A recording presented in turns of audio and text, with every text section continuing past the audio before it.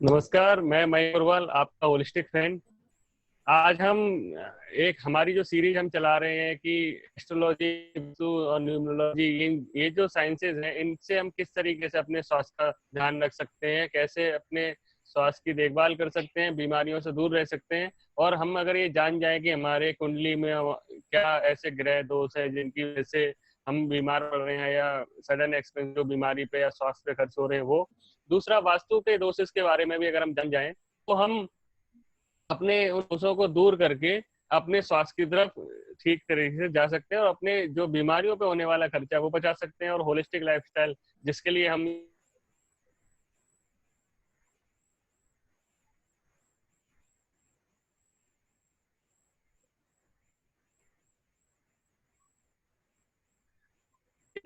सब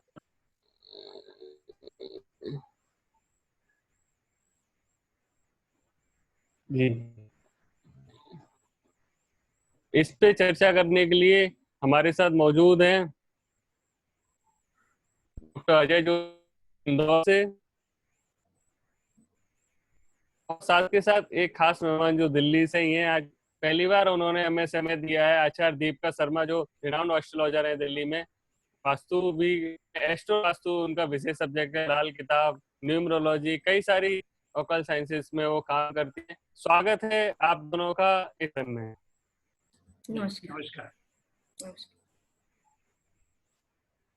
जी, अब इस सेशन को हम शुरुआत करेंगे। सबसे पहला मेरा क्वेश्चन जो है, क्वेश्चन नहीं कहूंगा मैं, पहले तो आपका आचार्य दीपिका शर्मा का स्वागत, और मैं चाहूंगा कि वो कुछ अपने एक पॉजिटिव नोट के साथ हम शुरुआत करें इस सेशन की। नमस्कार मित्रों, मैं आचार्य दीपिका शर्मा आज आपके सामने सबसे पहले आप सबको गुरु पुष्य नक्षत्र की बहुत बहुत बधाई देती हूँ। यह नक्षत्र पूरे 2020 के अंदर 4 बारी हमारे एक वर्ष के अंदर आएगा, और जो तिथि है वो एक निकल गई है, वो थी 2 अप्रैल, दूसरी आज है 30 अप्रैल, और तीसरी अभी आने आएगी 28 मई की, और एक लास्ट जो गुरु पुष्य नक्षत्र पड़ेगा वो होगा 31 दिसंबर को इस साल 2020 के अंदर। गुरु पुष्य नक्षत्र सब नक्षत्रों में शुभ माना जाता है। कभी किसी को कोई भी प्रॉब्लम हो और उसको कुछ शुभ मुहूर्त ना समझ आए तो वह अपना काम गुरु पुष्य नक्षत्र के समय कर सकता है। सिर्फ इस दिन शादी नहीं की जाती है, अदरवाइज सारे शुभ काम, लक्ष्मी जी की, स्पेशली लक्ष्मी जी का जिसको भी आह्वान करना है, अब लक्ष्मी जी चाहिए, चाहे वो स्वास्थ्य से रिलेटेड हो, चाहे वो धन से रिलेटेड हो, संतान लक्ष्मी, वैभव लक्ष्मी, सब लक्ष्मी को आज उनकी पूजा करने से धन वृद्धि होती है। आज के दिन जो पुष्य नक्षत्र है, जब भी पुष्य नक्षत्र गुरुवार को पड़ता है तो उस दिन गुरु पुष्य नक्षत्र कहा जाता है। आज के दिन हमें लक्ष्मी जी की पूजा करनी चाहिए। लक्ष्मी जी की पूजा हम अभी जैसे भी गुलाब का फूल है, नहीं तो कमल के फूल से की जाती है। और घर में यदि मिठाई है तो मिठाई नहीं भी है तो आप घर के अंदर थोड़ी सी खीर बनाइए, जो माता को सबसे ज्यादा प्रिय है। क्योंकि अभी ये कोरोना वायरस के चक्कर में अभी इसको बाहर की मिठाई मैं नहीं कभी बोलूंगी कि आप माता को भी भोग लगाए, क्योंकि भोग लगाएंगे तो आप भी खाएंगे और जाने अनजाने कहाँ से क्या वायरस आएगा, इसलिए माता भी नहीं पसंद करेंगी कि ऐसा कोई भी हम गलत काम करें। तो इससे अच्छा शुद्ध मन से अपने घर के अंदर थोड़ी सी भी जितनी पूजा कर सकते हैं माँ की, फूलों से, और खीर बना के माता को शाम को अर्पण करें और माता की आरती करें। और हो सके तो माँ का 108 बारी मंत्र का जाप करें। आप कोई भी मंत्र कर सकते हैं, श्री महालक्ष्मी आय नमः कह सकते हैं, श्रीम कह सकते हैं, ओम क्लीम कह सकते हैं, ओम एम हीम क्लीम चामुंडाय विच्चे नमः। आप किसी भी मंत्र का जाप 108 बारी करें तो आपकी जो भी मन के अंदर आप भावना से करेंगे उसकी पूर्ति माँ आपका पूरा करती है। आज के दिन, इसके दिन श्री यंत्र की भी पूजा करना बहुत शुभ माना जाता है, क्योंकि श्री यंत्र माता का सबसे प्रिय यंत्र है। वहां माता स्वयं वास करती है। तो इस जिसके भी पास अभी श्री यंत्र है, जिनके भी घरों में है, तो आज के दिन वह श्री यंत्र की विशेष पूजा करे, उसे गंगा जल से स्नान करे, दूध दही से उनका स्नान करें, और उनको भी वहां श्री यंत्र को भी खीर का प्रसाद का भोग लगाएं, और वह प्रसाद घर में सब अपने जितने भी परिवार के सदस्य हैं वे मिलके खाएं। यह प्रसाद बाहर नहीं बांटा जाता है, घर के लोग ही खाते हैं। धन्यवाद जी जी, बहुत अच्छा।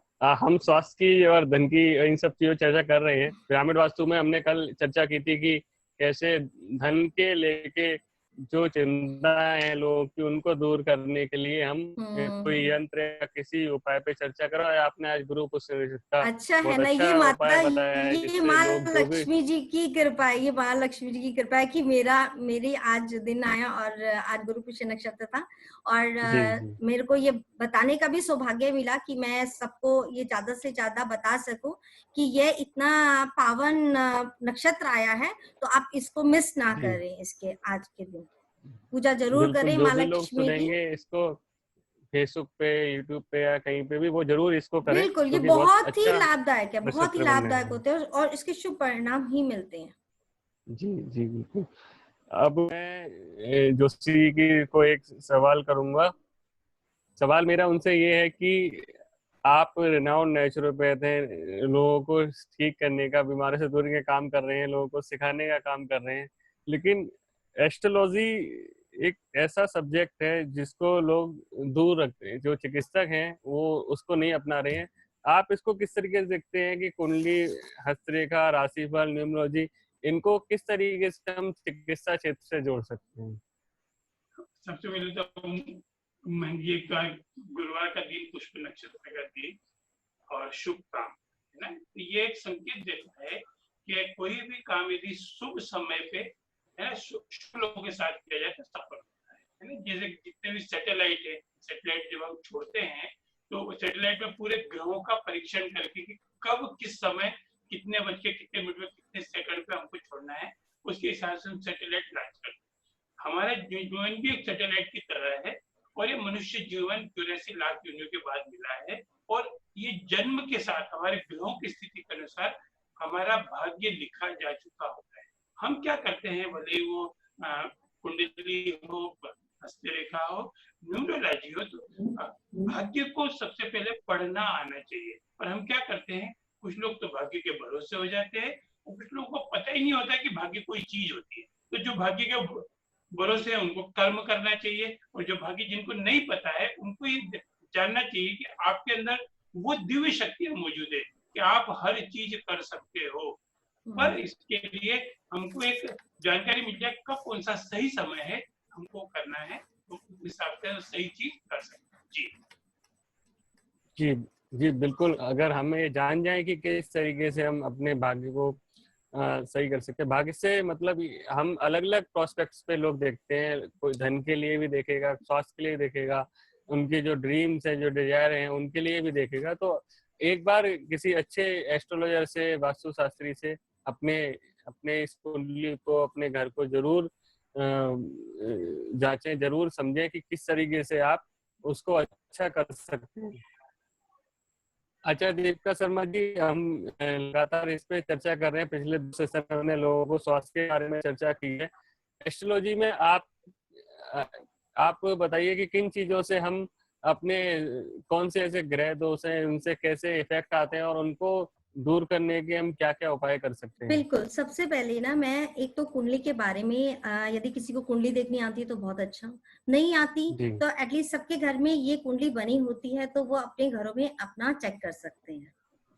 तो ये मैंने इसलिए ये बनाया है, ये हमारा लगन कुंडली है, लगन कुंडली है। ये जो सबसे पहला एक नंबर, ये 1 नंबर है, ये वाला जो पहला घर है इसे हम लगन कहते हैं। किसी भी कुंडली में लगन यानी हमारा शरीर, किसी भी कुंडली में लगन का संबंध यदि 6, 8, 12, ये छठा घर, 8वां घर और 12वें घर से होता है, तो उस लगन को कहीं ना कहीं शारीरिक पीड़ा होती है। कुंडली में पहले सबसे पहले हमें ये देख लेना चाहिए कि कुंडली के अंदर कोई दोष तो नहीं है, लगन कहीं पीड़ित तो नहीं है, लगन कहीं पाप कत्री में तो नहीं है, लगन कहीं अस्त तो नहीं है। दूसरा, लगन देखने के बाद हमें सबसे पहले एक इंसान की आत्मा देखनी चाहिए, जो हम आत्मा कैसी है। आत्मा हम सूर्य से देखते हैं, तो जो सूर्य है, जो सूर्य है वह हमें वाइटैलिटी प्रदान करता है। वाइटैलिटी यानी हमें रोग से लड़ने की क्षमता किस इंसान में कितनी है। ऐसा नहीं है कि कोरोना वायरस या बारिश के अंदर लोग बीमार नहीं होते। जातक जो होगा वो मन से इतना, उसकी विल पावर स्ट्रांग नहीं होगी। बीमार हुआ भी है तो उसको बोल दो कि हाँ ठीक है, तुम दवाई खाओ, ठीक हो जाओगे, मगर मन ही सोचता रहेगा कि नहीं मैं बीमार हूँ, बीमार हूँ, बीमार हूँ, और वो जितना बीमार होगा नहीं, वो उससे ज्यादा बीमार अपने आप को फील करेगा। तो इसलिए कहा जाता है कुंडली में सबसे ज्यादा जो जरूरी है वो सूर्य देखो, लगन देखो, सूर्य देखो और चंद्रमा देखो कि कहीं इनका संबंध 6, 8, 12 से तो नहीं है। 6, 8, 12 के घर जो होते हैं, छठा घर हमारी बीमारी का होता है, 8वां घर हमारा मृत्यु का होता है और 12वां घर हमारा हॉस्पिटल का होता है। ये रहा छठा घर बीमारी का, 8वां घर मृत्यु का और 12वां घर हॉस्पिटल का। यदि लगन का संबंध इन तीनों घरों से बन जाएगा है, तो वह जातक की इम्यूनिटी वीक होगी। दूसरा, वो बीमारियां उसके पास जल्दी जल्दी आती होगी, बिकॉज उसके ये तीनों घर एक्टिव हो गए हैं। तो हमें उसकी लगन के साथ में सूर्य और चंद्रमा की भी उपाय करवाते रहना चाहिए। बाकी तो है कि हमें देखना ये चाहिए कि उसको बीमारी क्या है, क्योंकि हर ग्रह एक बीमारी देता है। हमें बीमारी के हिसाब से उस ग्रह की क्या दशा चल रही है, उसके हिसाब से उसके लगातार उपाय करवाते रहें तो वह जातक ठीक भी हो सकता है। ऐसा नहीं है कि जिसका लगन पीड़ित है तो वो बीमार ही रहेगा, नहीं। हमें लगन को स्ट्रॉन्ग करना भी आना चाहिए कि हम लगन के उपाय करें, लगन के नक्षत्र के उपाय करें, या लगन पे जो पाप ग्रह दृष्टि दे रहे हैं उसके उपाय करें, तो लगन स्ट्रांग हो जाएगा और वो जातक जल्दी जल्दी बीमार नहीं पड़ेगा। यदि बीमार पड़ भी जाएगा तो वो जल्दी ठीक हो जाएगा।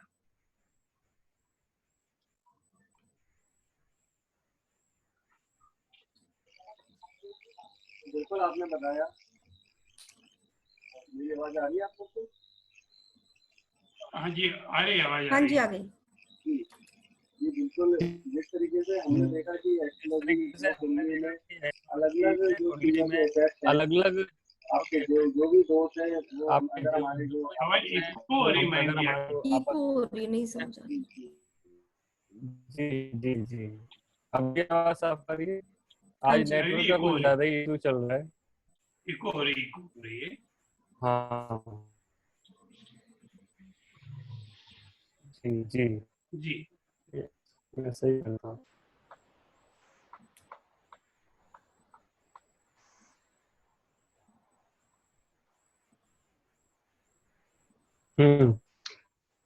हाँ जी। अभी की एस्ट्रोलॉजी के हिसाब से जाना कि किस किस किस भाव है उनके संबंध से क्या क्या चीजें हो सकती हैं। जोशी जी आपसे और ज्यादा चिकित्सा से करना चाहेंगे कि जब लोग इससे पीड़ित हो तो जो प्राकृतिक चिकित्सक है या जो स्वयं जो जिनको प्रॉब्लम्स आ रही है उनको किस तरीके से इसको लेना चाहिए और कैसे उसको थेरेपिस्ट और मयंक जी आप ज्योतिष रिपीट के साथ करेंगे? कनेक्ट मयंक जी आपकी रिपीट करेंगे, आपकी आवाज बहुत क्रैक हो रही है। जी जी मैं कर देता हूँ।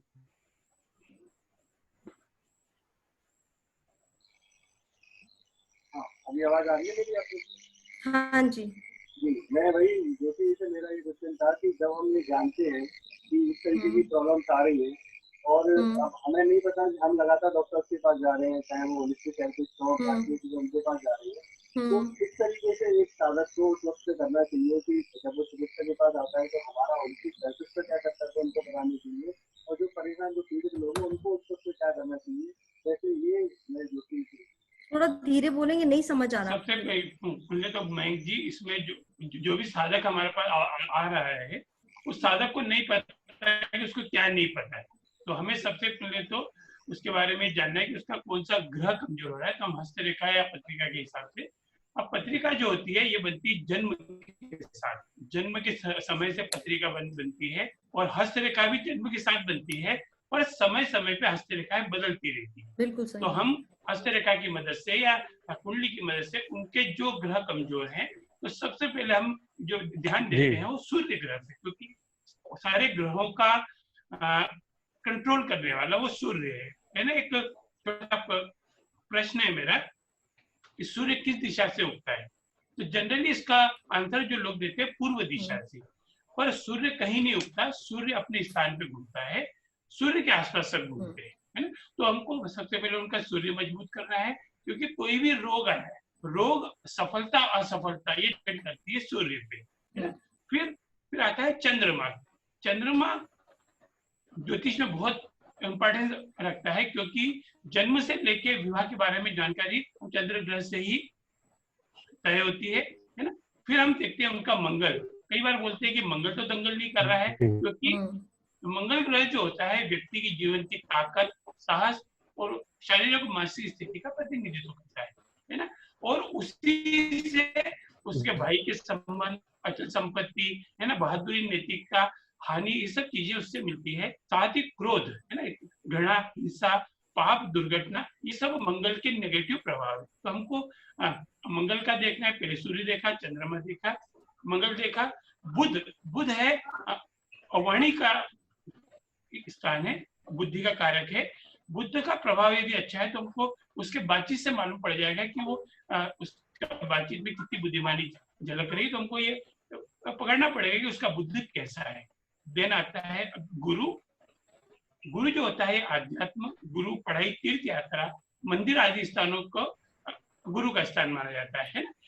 हमको यदि आदमी बहुत ज्यादा तीर्थ स्थानों पे घूम रहा है और पढ़ाई में रुचि है, तो हम उसको देख सकते हैं उसका गुरु स्ट्रांग है, पढ़ाई में मन नहीं लग रहा है, या कहीं भी ईश्वर के प्रति उसका मोह भंग है, हम देखते हैं कहीं ना कहीं गुरु का दोष आ रहा है। फिर आता है शुक्र। शुक्र मतलब प्रेम है, प्रेम, पति पत्नी का प्रेम, है ना। किसी भी व्यक्ति के प्रेम संबंधी बात को जानना है। कई आपको सफल लोग मिलेंगे, कई असफल लोग मिलेंगे, पर ये शुक्र शारीरिक सुखों का कारण भी है।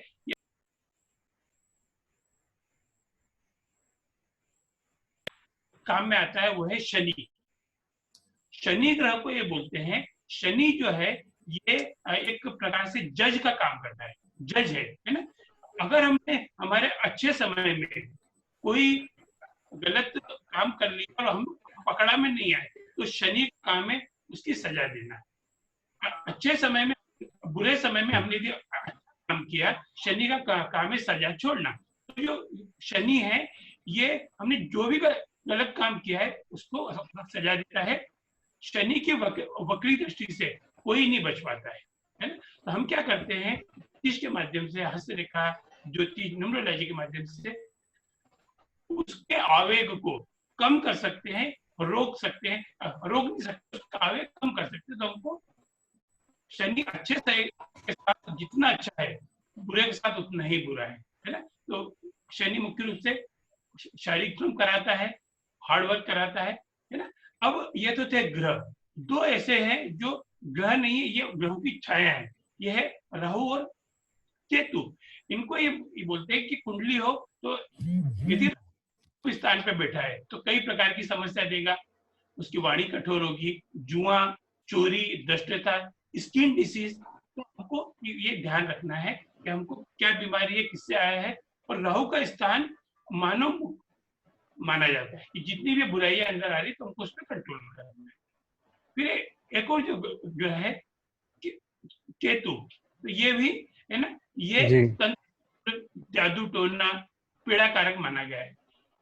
राहु केतु की व्यक्ति के जीवन काल में सर्प दोष बनता है। तो जब भी हम कुंडली दिखाते हैं तो हमें इसमें ये बहुत ध्यान रखना चाहिए कि पितृदोष तो नहीं है, काल सर्प दोष तो नहीं है ना, क्या चीजें। पर सबसे पहला जो हमको सूर्य चंद्रमा, इन दो ग्रहों के ऊपर पूरा फोकस करके उसका उद्धार करके, उसके खाने पीने का तरीका, उसका रहने बैठने का तरीका और कुछ परमात्मा पे भी छोड़ना है, क्योंकि कर्म उसके है तो फल उसको भुगतना है। हम लोग क्या करते हैं, कई बार हंसरे कर के कुंडली देख के उसका भाग्य बदलना चाहते हैं, तो भाग्य बदला नहीं जा सकता, भाग्य में सुधार किया जा सकता है। इसका एक सबसे बड़ा उदाहरण है श्री राम भगवान। श्री राम भगवान का जो राज तिलक हुआ, राज तिलक में सबसे अच्छा मुहूर्त निकला गया और राज तिलक की तैयारी के समय उनको वनवास हो गया। तो आज कुछ लोग ऐसा बोल रहे हैं कि अगर वो अच्छा मुहूर्त था उस समय उनको वनवास क्यों हुआ। तो अब हम यदि ऐसे अपन वास्तु ऐसे ज्योतिष को समझेंगे, अगर उनका राज तिलक होता उस समय तो केवल अयोध्या के राम होते, आज वो पूरे विश्व के राम है। वो जो राज तिलक में जो उनको वनवास हुआ, वो एक उनको पूरे विश्व का एक मर्यादा पुरुषोत्तम राम बनने में मदद की है। तो हम क्या कई बार ये भाषा समझ नहीं पाते, है ना। तो हमको ये भाषा समझनी चाहिए कि जो हो रहा है अच्छा है, जो होगा अच्छा होगा, और हमको जो करना है उसमें थोड़े थोड़े से सुधार करके हम अपने भाग्य को सुधार सकते हैं। जी बिल्कुल, आपने बहुत विस्तृत तरीके से ग्रहों के बारे में समझा दिया।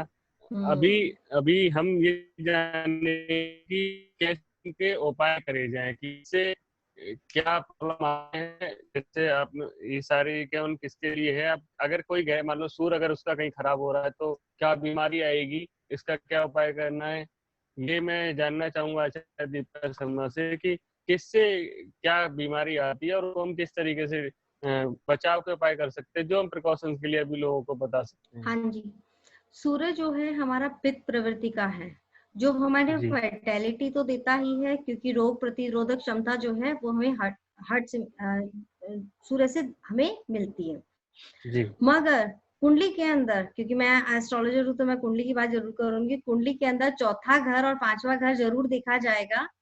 कहीं कोई पीड़ित तो नहीं है यदि चौथे घर में कोई पापी ग्रह है, क्योंकि वो हमारे हार्ट का एक मेडिकल एस्ट्रोलॉजी के हिसाब से हमारे हार्ट का पॉइंट होता है का घर है। तो वहां से उस पर्सन को, जिस भी जातक की चौथे घर में कोई पापी ग्रह होगा तो उसको वहां से हार्ट से रिलेटेड या सूर्य से हमें देखना है तो हमें लेफ्ट आई और हार्ट, हेडेक, मिर्गी के दौरे वगैरह भी जो है वो हमें सूर्य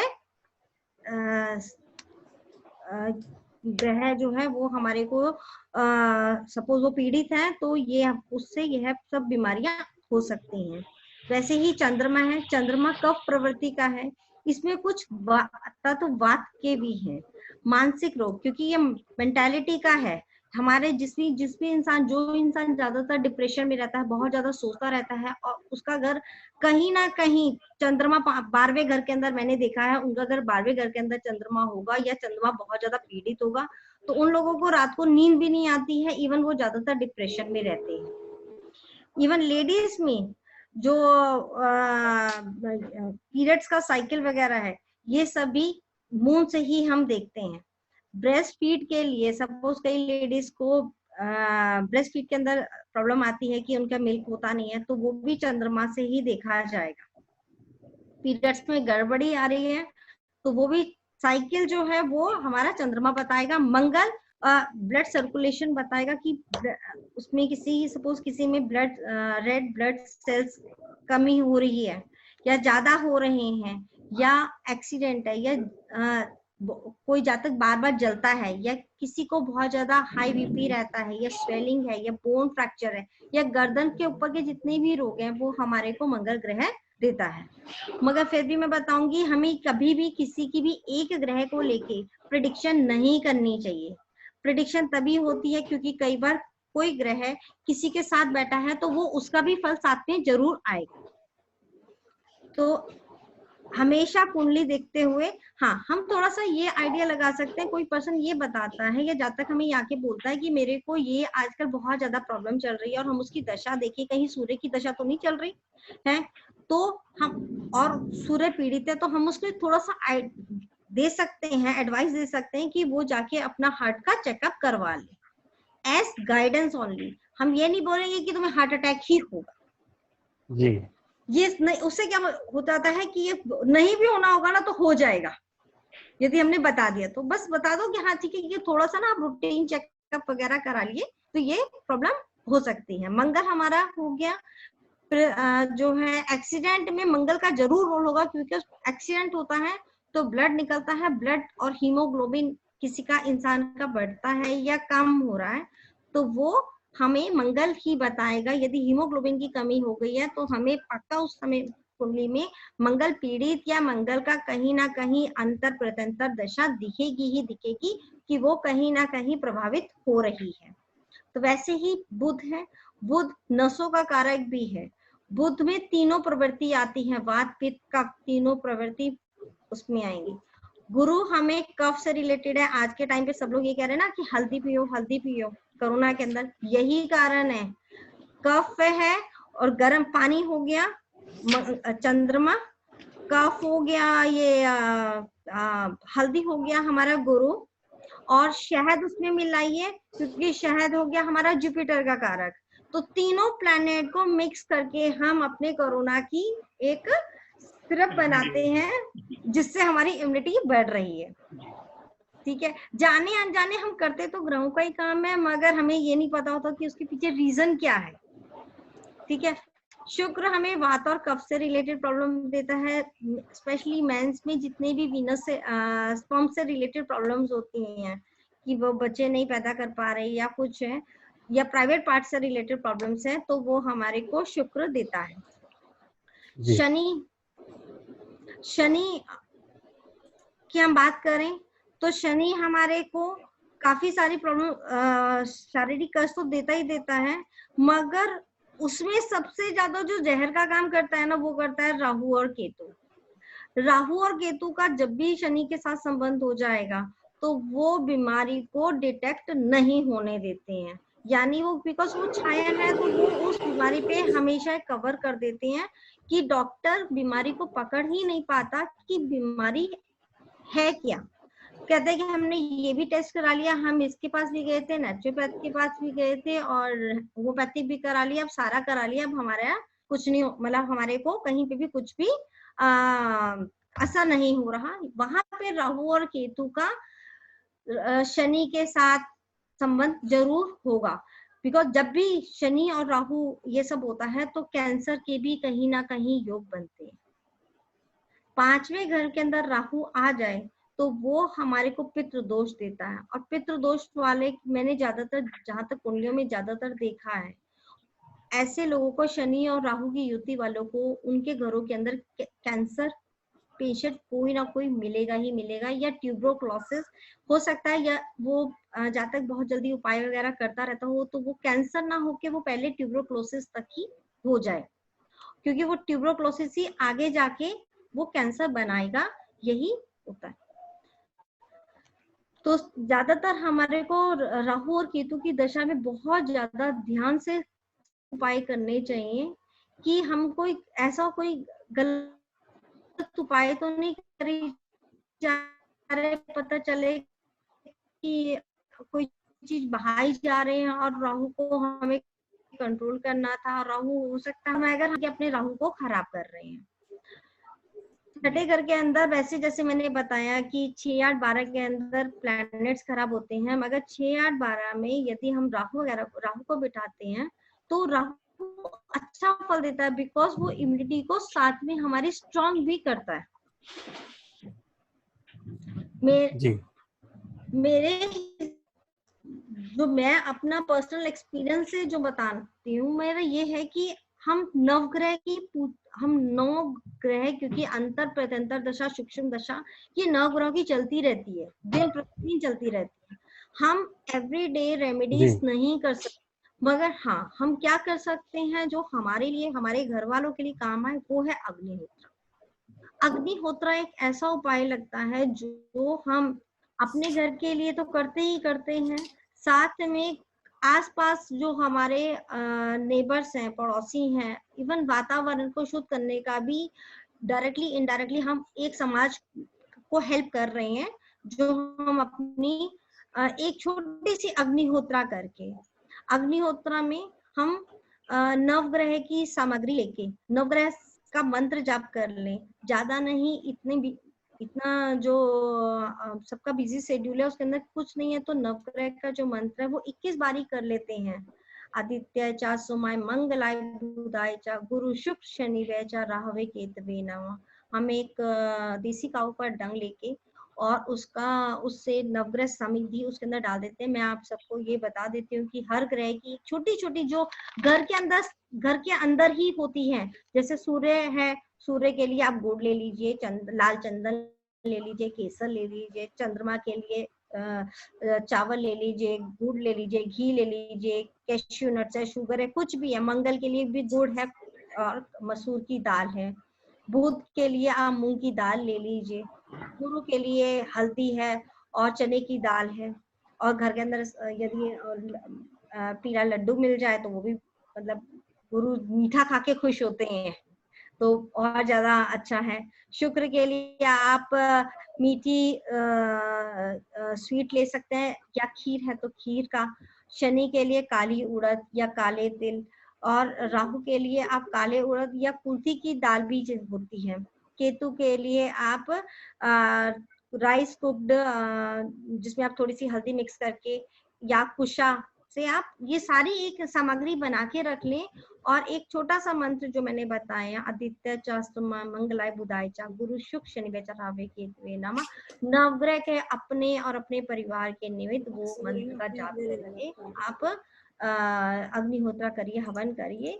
कोई भी ग्रह खराबी करने के लिए नहीं आते, ये तो हमारे कर्मों का फल है जो हमें भोग लेना चाहिए।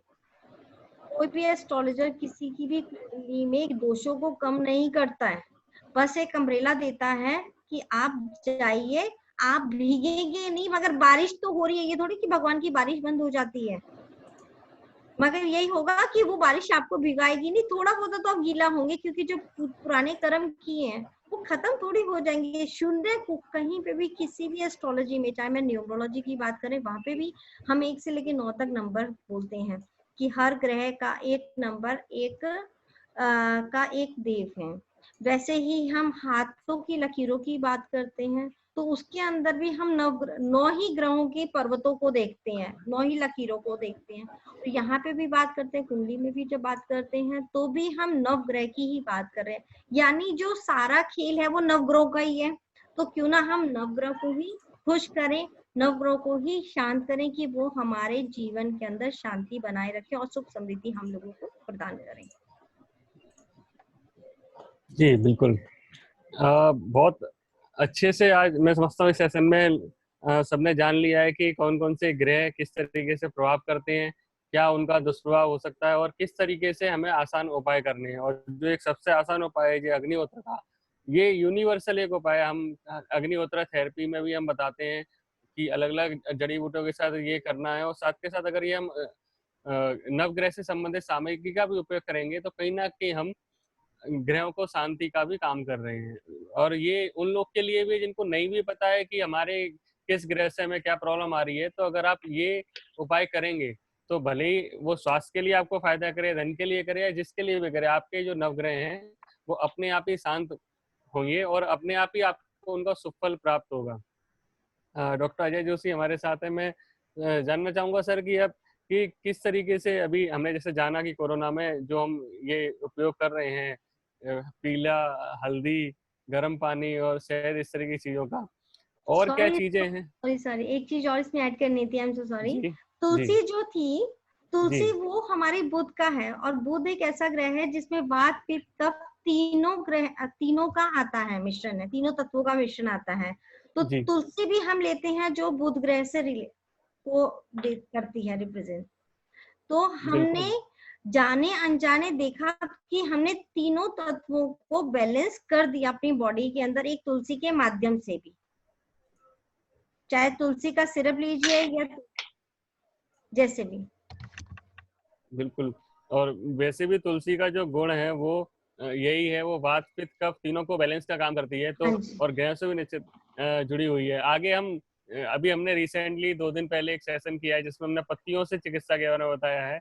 आगे हम आप दोनों से मैं ये गुजारिश करूंगा कि हम कौन से जो ग्रह से कौन से पौधे जुड़े हुए हैं, जैसे तुलसी का आपने बहुत बताया, और ऐसी कौन सी सामग्री किस किस से जुड़ी है जिनका उपयोग करके हम अपने ग्रह को शांत कर सकते हैं और उनका मेडिसिनली भी फायदा उठा सकते हैं। कि अगर कोई बुध ग्रह से पीड़ित है और अगर वो तुलसी का सेवन स्टार्ट करता है तो बुध के जो प्रॉब्लम्स आने वाली है वो तुलसी के सेवन से दूर हो जाएंगी। यहाँ बिल्कुल सही। 2 चीजों का फायदा हो रहा है कि आप अपना ग्रह भी शांत कर रहे हो और जो उससे बीमारी आ रही है उसको भी दूर कर रहे हो। तो कहीं ना कहीं मेडिकल एस्ट्रोलॉजी और हमारी जो होलिस्टिक साइंस है, हम नेचुरोपैथी और बिना दवाई के इलाज की बात करते हैं, तो एक संपूर्ण, एक परिपूर्ण होलिस्टिक साइंस है कि अगर कोई एस्ट्रोलॉजर भी अगर किसी को तुलसी के पौधे का पानी, तुलसी के पत्ता पानी पीने बोलता है तो वो भी इलाज ही हो रहा है, जो हम लोगों को समझाने जा रहे हैं, जो लोगों को समझा रहे हैं कि क्यों एस्ट्रोलॉजी जरूरी है मेडिकल पर्पज से। डॉक्टर अजय जोशी हमारे साथ है। आज से अंतिम क्षणों में हम है, लास्ट में किस तरीके से क्या और चीज जो अभी जरूरी है सेशन में लोगों को शेयर करने के लिए, वो आप बताएंगे। मैं जी सबसे पहले तो जो ग्रह हैं ये सब हमारे मित्र होते हैं, शत्रु नहीं होते, ध्यान रखना है। अब कर्म किया है तो फल तो मिलेगा, है ना। और ये फल को हम बढ़ा सकते हैं और हमारे वो जो अपराध किया उसकी सजा को हम कम करवा सकते हैं। ठीक है, फल मिलना तय है, अपराध की सजा मिलना तय है। तो हमको यहाँ सबसे पहले सूर्य ग्रह को हमको मजबूत करना है। सूर्य ग्रह को मजबूत करना है क्योंकि सूर्य सभी ग्रहों का बादशाह है। तो हमको पानी की मात्रा धीरे धीरे पीना है और थोड़ा पानी पीना पड़ेगा। अगर पानी हम बराबर पीते हैं तो सूर्य को, फिर एक चीज आती है सूर्य को जल चढ़ाना। सूर्य को जल चढ़ाना मतलब सुबह उठ के यदि हम सूर्योदय के समय सूर्य के सामने खड़े हो रहे हैं और हम जल चढ़ा रहे हैं, हम उतनी देर के लिए, भले 30 सेकंड 1 मिनट, हमको सूर्य की जो किरणें अंदर मिल रही है, विटामिन डी मिल रहा है और विटामिन डी कैल्शियम को पचाने में मदद करता है, तो हमको सूर्य का करना पड़ेगा। फिर यहाँ एक ध्यान रखना है, सूर्य मतलब क्रोध वगैरह का है, तो यहाँ हमको हमेशा ठंडी चीजों का प्रयोग, जैसे स्फटिक की माला, ये स्फटिक है, स्फटिक की माला यदि हम गले में धारण करते हैं, स्फटिक की माला, मुझे मेरे एक विद्यार्थी ने स्फटिक की माला गिफ्ट की और मुझे प्रयोग करने का शौक है, तो मैंने इसको गले में पहनने के बजाय कलाई में पहन ली थी। कलाई में पहन ली थी तो हाँ, मुझे कफ वगैरह बढ़ गया था, तो मैंने कहा नहीं, इसको हाथ में नहीं पहनना है, इसको गले में धारण करना है। हमेशा ध्यान रखना है, सूर्य, चंद्रमा और मंगल ग्रह में चांदी हमेशा हमको कमर के नीचे पहनना है और कमर के ऊपर सोना पहनना है। और लोग गलती क्या करते हैं, सोने की बिछिया पहन ली, सोने की पायल पहन ली, या आपके अमीर होने को तो दिखाएगा पर आप कई रोगों को घर कर लेंगे। ऐसे ही अगर यदि मान लो बुध का कुछ आपको वो है, वो जैसा दीदी ने बताया कि ये नसों में काम कर रही है बुध, तो इस समय यदि हम हरी बनियान पहन ले, हरा रुमाल रख ले या तुलसी का प्रयोग करें, है ना, या हरे रंग की कोई माला अपने को मिल जाए, हरे रंग की माला मिलती है, जरूरी नहीं कि वो रत्नों की हो, कलर चिकित्सा काम करती है। जैसे ये पीला मेरे पास है ना, नीला, राहु केतु या शनि के इसमें नीला रंग, पर सबसे बढ़िया कलर जो है वो है हरा कलर। यदि हम सूर्य के 7 रंगों को देखेंगे तो जो बीच में हरा रंग आता है ये दोनों को बैलेंस करता है। तो हम हरा रंग पहन सकते हैं, व्हाइट पहन सकते हैं, या नहीं हो तो तुलसी की माला, ये हर मंदिर के बाहर ये अवेलेबल होती है। तुलसी की माला ये कफ वगैरह को खत्म करती है। ठीक है, इसमें हमको नए नए प्रयोग नहीं करना। हम क्या करते हैं, जैसे हमारी उंगलियां होती है, जब भी मेरे पास कोई ज्योतिष के लिए आता है तो सबसे पहले उसकी उंगलियों से नग हटवाता, कौन सा ग्रह किसको प्रतिनिधित्व करता है, उस प्रतिनिधित्व करता है उसको वही नग पहनना है। कोई सा भी नग किसी भी उंगली में पहन लिया तो वो फायदे के बजाय नुकसान करता है। तो हमको थोड़ा सा ध्यान रखना है, नग पहनना अपने आप में अच्छा है, पर सही जगह नग पहनना वो भी हमको सीखना है। और खाने पीने में हम कलर थेरेपी, जैसा आज दीपिका जी ने बताया कि आज गुरु पुष्प नक्षत्र, आज शाम को खीर बनाओ, ऐसे ही हमको हर त्योहार पे थोड़ा सा कलरफुल खाना, जैसे सोमवार को क्या पहनना, मंगलवार को क्या पहनना, ये अपन आगे वाली सेशन में बात करने वाले सूर्य चिकित्सा पे। तो सूर्य चिकित्सा भी इसी पे निर्भर है। और शनि मतलब कमर के नीचे का रोग, कमर के नीचे के रोग में अगर उनके पहने हुए पुराने वस्त्र यदि दान कर दिए जाए और शनिवार के दिन उनकी कोई पुरानी चप्पल जूते वो दान नहीं करना है, वो घर के बाहर जो भी खंबा रखा है उसके बाहर रख के आना है, तो जो जिसको जरूरत होगी उसको वो मिल जाएगी और आपका शनि का प्रकोप को कम होगा। पर ये सब मित्र ग्रह हैं, हमको इनको मित्रता को लेना है, हमेशा पॉजिटिव सोचना है और एज ए एस्ट्रोलॉजर या एज ए ज्योतिष हमको लोगों के दर्द खत्म करना है, हमको दर्द बढ़ाना नहीं है, हमको उनके मन में शंका का बीज नहीं देना, हमको बोला कुछ ही नहीं आप ये करो ये उपाय हो जाएगा। गुरु का करना है चने की दाल पीला खाना शुरू करो, थोड़ा सा एक चीज हमको और शुरुआत खुद से करना पड़ेगी और सूर्य तेज करो, खाने पीने के तरीके में सुधार कर लो और सही जानकारी व्यक्ति से उसकी जानकारी लो, तो आपका इम्यून सिस्टम पूरा बढ़ जाएगा और कोई भी रोग वो आने के पहले सोचेगा कि इसके अंदर तो ग्रह मजबूत है, वो नहीं आएगा। जैसा अभी उदाहरण बताया कि 2 बच्चे हैं, एक बीमार होता है एक बीमार नहीं होता है, उनमें ग्रहों का परिवर्तन है, उनको ग्रहों के परिवर्तन में थोड़ा सा सपोर्ट करना है। जी बिल्कुल। हमने आज के सेशन में आप दोनों से जाना कि कौन कौन से ग्रह हैं, उनके क्या प्रभाव हैं, उनके क्या आसान उपाय हो सकते हैं, क्योंकि बहुत बड़ा सब्जेक्ट है, इस पे एक दिन में और आधा घंटा या 40 मिनट के सेशन में नहीं बात हो सकती है, क्योंकि इतनी सारी चीजें निकल के आ रही हैं। हम अग्निहोत्रा है, ग्रहों से रिलेटेड सामग्री है, ग्रहों से रिलेटेड पेड़ पौधे हैं और अलग अलग प्रॉब्लम्स के लिए हम किस तरीके से पेड़ पौधों से भी अपना ट्रीटमेंट भी कर सकते हैं और ग्रह शांत कर सकते हैं। आगे हम फिर से जरूर जानेंगे इन सब चीज़ों के बारे में आप लोगों से। आप लोग आज के सेशन में हमारे साथ जुड़े, इसके लिए मैं आप सभी लोगों की तरफ से, जो भी इस वीडियो को देखेंगे फेसबुक पे, व्हाट्सएप पे, यूट्यूब पे, उन सबकी तरफ से आपका तहे दिल से धन्यवाद करता हूँ। और मैं आप सब लोगों से अपील करता हूँ कि जो भी इसको देखें, चाहे वो फेसबुक पे देखें, व्हाट्सएप पे देखें या कहीं भी देखें, तो इसको अपने लोगों के साथ शेयर भी करें जहां आपको लगता है कि जिनको इसका फायदा मिलेगा। और एक हमारी होलिस्टिक एजुकेशन को, भारत की वैदिक चिकित्सा पद्धति को, भारत के वैदिक कल्चर में छुपी हुई इन रोगों को ठीक करने की विद्याओं को और ऑकल साइंसेज, एस्ट्रोलॉजी और ज्योतिष के बारे में जो भ्रामक तथ्य लोग समझते हैं कि एस्ट्रोलॉजर लोगों को सही गाइड नहीं करते, घुमाते हैं, ये सब बातें, तो उन सब से दूर करके सही रास्ते पे लाने का, होलिस्टिक लाइफस्टाइल की तरफ लाने का काम हम सब लोग कर रहे हैं। तो उसमें आप लोग भी अपनी सहभागिता करें। तब तक के लिए अगले सेशन से हम फिर से जुड़ेंगे। तब तक के लिए आप लोग सुरक्षित रहें, स्वस्थ रहें, खुश रहें और अपने आप को पॉजिटिव रखें और अपना ध्यान रखें। आप लोगों को बहुत बहुत धन्यवाद।